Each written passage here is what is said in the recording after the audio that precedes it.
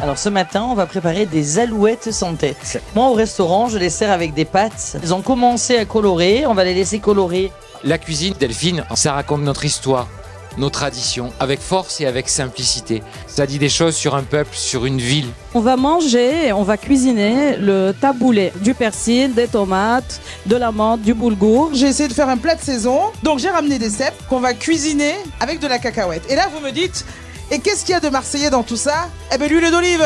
Là, j'ai pris du gigot d'agneau. Donc le gigot, on va le couper en gros morceaux. C'est pour donner du goût.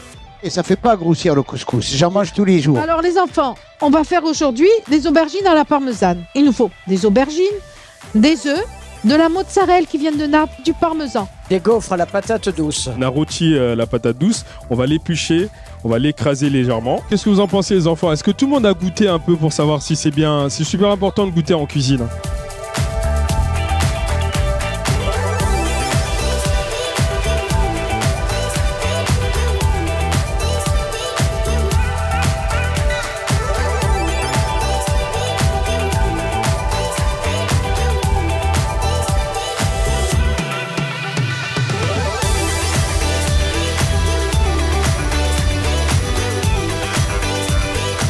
Ça va les enfants?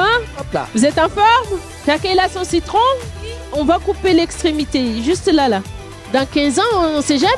Peut-être il y en a qui sera chef, qui va remplacer Aminati.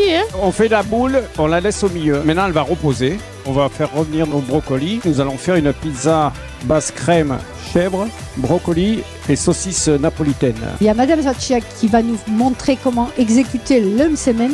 Après, elle va nous montrer comment on fait le meloui, parce que c'est une tour de main, il y a une façon de faire. On montrera comment on fait une majouba. La recette, ce sont des boulettes. Des boulettes de lion noir, ouais, avec pas mal d'air dedans, ail, piment, bien sûr. Venez vous régaler, on va vous servir tout de suite. Le banh cod, c'est une recette qu'on trouve partout au Vietnam, qu'on fait beaucoup dans les familles, dans les petits restaurants. C'est une mini crêpe qui a une forme de demi-sphère, qui est faite avec de la farine de riz et du lait de coco. La cuisine, c'est vraiment le partage, c'est la générosité. Si on est radin en cuisine, ça n'a pas de goût, ça n'a pas d'âme, c'est triste.